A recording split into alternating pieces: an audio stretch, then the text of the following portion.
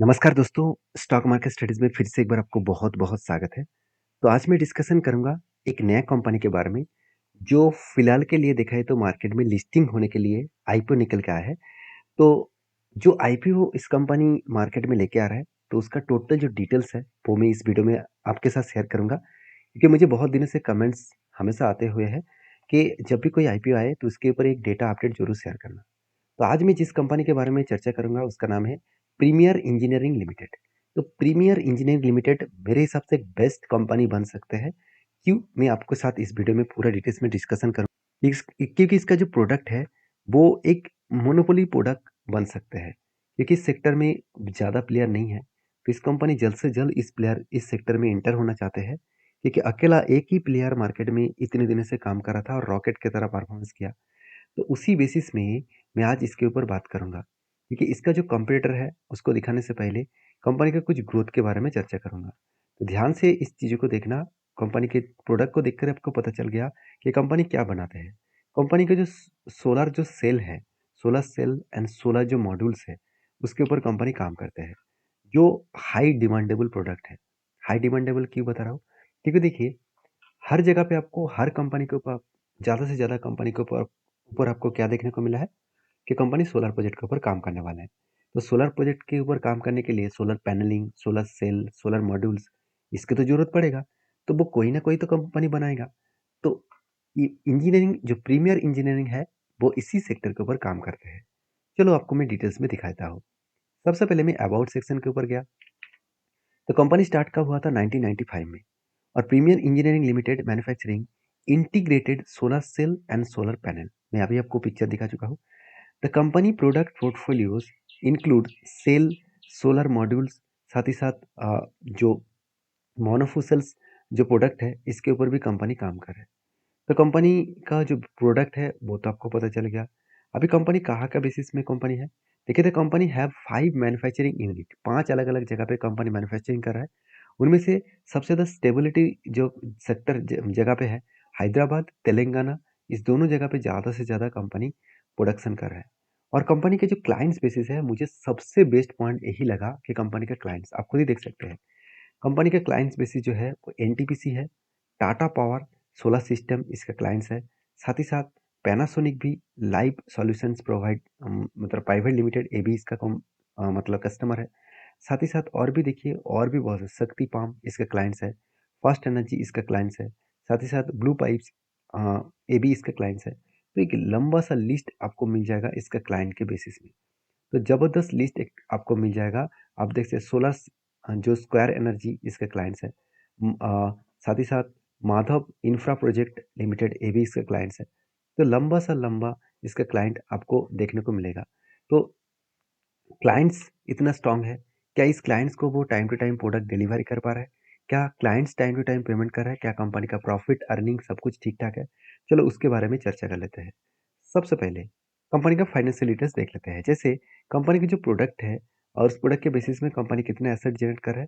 देखिए, 2022 में इसका एसेट था 1300 करोड़ के आसपास। और उसके बाद 2023 में 2100 करोड़ बने, 2024 में 3500 करोड़ बने। अभी करंट जो जून मंथ के डेटा है वो 3700 करोड़ तक पहुंच चुके हैं। मतलब कंपनी का एसेट बहुत शानदार तरीके से ग्रोथ हुआ। अभी कंपनी की रेवेन्यू भी देखिए, पहले 3700 करोड़ का रेवेन्यू हुआ था 2022 में। उसके बाद रेवेन्यू बीच में थोड़ा सा कम हो गया। 2024 में वो रेवेन्यू बढ़ के फिर से 3000 करोड़ हो चुके हैं। मतलब रेवेन्यू में हमेशा एक वोलेटिलिटी कंपनी के ऊपर देखने को मिला है। ये कंपनी बहुत छोटा है, तो इसमें वोलेटिलिटी तो होगा। देखिए, कंपनी टैक्स पेमेंट करने के बाद 2022 में लॉसेस किया 14 करोड़, 2023 में 13 करोड़ का लॉसेस किया। अभी कंपनी देखिए किस लेवल तक पहुंच चुके हैं, 230 करोड़ के आसपास कंपनी का नेट प्रॉफिट को जनरेट किया। अभी देखिए, एक साल में कंपनी का प्रॉफिट हुआ, इसको देखकर खुश होना जरूरी भी नहीं है। क्योंकि शायद मुझे लगता है आईपीओ लेके आने वाले थे, इसीलिए शायद कंपनी इस साल को प्रॉफिट दिखा। बहुत सारे रीजन दिखाकर प्रॉफिट दिखा सकते हैं। जैसे मान के चलिए, इस बार मैंने टैक्स नहीं दिया, तो तो ऑब्वियसली मेरा प्रॉफिट दिखाएगा। दूसरी बात, मैंने एक्सपेंस को कम इस बार करके दिखाया। सैलरीज इस बार एम्प्लॉय को कम दिया, क्योंकि मैं बता रहा हूँ कि इस बार आईपीओ लेके आने वाला है, तो इसलिए प्रॉफिट ज़्यादा दिखाना है।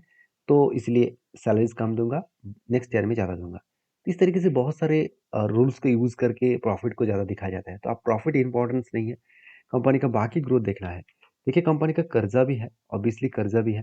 तो रिजर्व एंड सरप्लस भी आपको अच्छा खासा देखने को मिला है। कंपनी का बोरिंग्स मुझे बहुत ज़्यादा लगा। इस कंपनी का रेवेन्यू 3000 करोड़ के आसपास है, उसका बोरिंग्स 1200 करोड़, मुझे यहाँ पे बोरिंग्स थोड़ा सा हाई लगा। तो कंपनी ये जो फंड रेज करने वाले हैं आईपीओ के माध्यम से, वो किस कारण के वजह से, उसको देखने से पहले कंपनी का रिटर्न ऑफ इक्विटी देख लीजिए 43%, रिटर्न ऑफ कैपिटल एम्प्लॉयड 24% के आसपास। अभी मैं पहले ही बोल चुका हूँ, डेप्थ बहुत ज़्यादा है, 1.86% का डेप्थ ऑफ इक्विटी है। तो इतनी छोटे कंपनी के ऊपर इतना ज़्यादा डेप्थ, और पेट मार्जिन 7.3 है, तो पेट मार्जिन भी उतना ज़्यादा नहीं है। तो ये सारे पॉइंट्स कंपनी के ऊपर एक प्रेशराइज बनता हुआ देखने को मिले। अभी देखिए ऑब्जेक्ट ऑफ इशू, मतलब आईपीओ जो लेके आ रहे हैं तो वो किस कारण की वजह से लेके आ रहे हैं, वो चलो एक बार देख लेते हैं। कंपनी बता रहे हैं, देखिए इन्वेस्टमेंट कंपनी करने वाला है इन द सब्सिडरी, मतलब कंपनी की जो सब्सिडरी कंपनी है, premier energy global environment private limited. तो सब्सिडरी कंपनी इसके ऊपर इन्वेस्टमेंट करने जा रहा है, जिसके लिए फंड इश्यू किया जा रहा है। तो देखिए एस्टेब्लिशमेंट करने के लिए, और वो भी 4 गीगावाट का, मेगावाट नहीं गीगावाट का, वो भी सोलर पीवी जो टॉपकॉन सेल्स है, और 4 गीगावाट का सोलर पीवी टॉपकॉन मॉड्यूल्स जो है, उसको मैन्युफैक्चरिंग करने के लिए कंपनी, वो भी हैदराबाद और तेलंगाना, दो अलग अलग मतलब फैक्ट्रीज में प्रोजेक्ट को बढ़ाने के लिए, प्रोडक्शन बढ़ाने के लिए इस तरीके से फंड को रेज किया जा रहा है। और बाकी बता रहे कंपनी जनरल कुछ कॉर्पोरेट पर्पस है उसके लिए। तो यहाँ पे कंपनी डेप्थ कम करने के लिए कंपनी फंड इश्यू नहीं किया है, इस बात को आपको याद रखना है। हाँ, शायद डेप्थ कुछ कम भी कर सकते हैं, तो उसका कोई मेंशन यहाँ पे नहीं किया गया है। अभी चलो कंपनीज के ऊपर आईपीओ का डिटेल्स के डेट और डेटा देख लेते हैं। अगर मैं आईपीओ के डिटेल्स के डेट के बारे में मेंशन करूं, तो देखिए टोटल जो आईपीओ आएगा 27 से 29 तारीख के अंदर अंदर, इस डेट के अंदर आपको खरीदारी करना होगा। आईपीओ की जो मतलब इशू साइज रहेगा 427 से 450 तक, और कंपनी के जो फ्रेश इशू रहेगा वो टोटल 1290 करोड़, मतलब मार्केट से वो 1290 करोड़ उठाने का अनाउंसमेंट किया है। और इनमें से ऑफर फर्स्ट सेल कितना है? ऑफर फर्स्ट सेल है करीबन 1500 करोड़ के आसपास।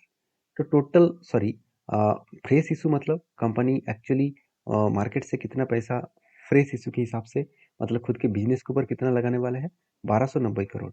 और ऑफर फर्स्ट सेल्स मतलब कंपनी प्रोमोटर के जेब में कितना पैसा जाएगा, 1500 करोड़। और टोटल आईपीओ का जो साइज है वो कितना है, करीबन 2800 करोड़ के आसपास।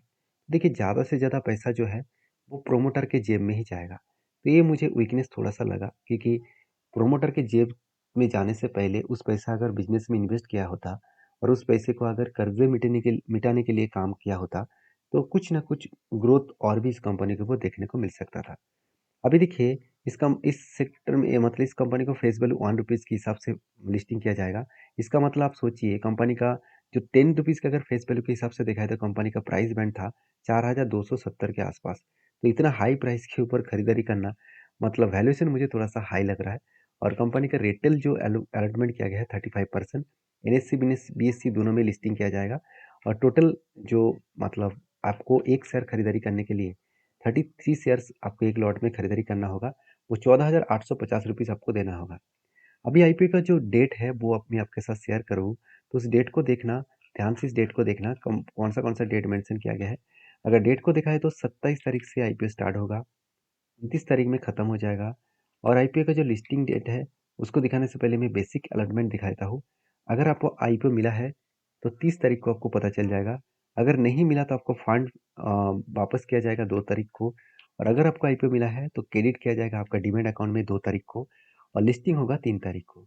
तो 29 तारीख में शाम के 5 बजे तक आप आईपीओ को खरीदारी कर सकते हैं। तो आईपीओ खरीदारी करने से पहले आपको ग्रे मार्केट प्रीमियम देखना चाहिए। तो जब मैं वीडियो बना रहा हूँ उस दिन का टोटल आईपीओ का जो ग्रे मार्केट प्रीमियम है उसमें कोई भी चेंजेस आया नहीं है। तो आप किसी भी आईपीओ को खरीदारी करने से पहले ग्रे मार्केट प्रीमियम को जरूर देखना। अभी कंपनी के कुछ कंपटीटर्स के बारे में बात करूँ, आप देख सकते हैं इस सेक्टर में दो ही प्लेयर्स है। एक है वेबसल। तो वेबसल के जो जर्नी है वो तो बहुत तगड़ा जर्नी हो चुके हैं। लॉस मेकिंग कंपनी होने के बाद भी वेबसल लगातार धमाका किया। तो सोचिए प्रीमियम एनर्जी लिमिटेड तो एक प्रॉफिट मेकिंग कंपनी है, तो इसमें धमाका अच्छा खासा होने का चांसेस है। तो मुझे सारे पॉइंट्स देखने के बाद मैं एक ही बात के ऊपर आपको चर्चा करूंगा। इस आईपीओ का लिस्टिंग है ना आपको अच्छा खासा देखने को मिल सकता है, क्योंकि कंपनी का जो ग्रोथ है, कंपनी का जो बिजनेस है, उस बिजनेस में एक सेक्टर लीडर प्लेयर के साथ कंपनी मार्केट में खुद की रिप्रेजेंट कराने के लिए आया है। तो यहाँ पे एक अच्छा खासा कंपटीशन तो होगा, और अच्छा खासा ग्रोथ भी होने का चांसेस भी है। इस आईपीओ के ऊपर मैं तो बुलिश हूँ। आपके क्या राय है, आपके क्या ओपिनियन है, ज़रूर कमेंट्स करना। और हाँ, ये सारे पॉइंट्स मैं एज़ ए एजुकेशन पर्पज़ में शेयर किया हूँ। किसी भी तरीके से बाय एंड सेल का रिकमेंड से नहीं है। अगर आपको काम करना है, आपको फाइनेंशियल एडवाइज़र के साथ एक बार बातचीत करके ही काम करना होगा। तो वीडियो जानकर अच्छा मिले तो प्लीज़ लाइक करना। मिलते हैं नेक्स्ट वीडियो में, तब तक के लिए धन्यवाद।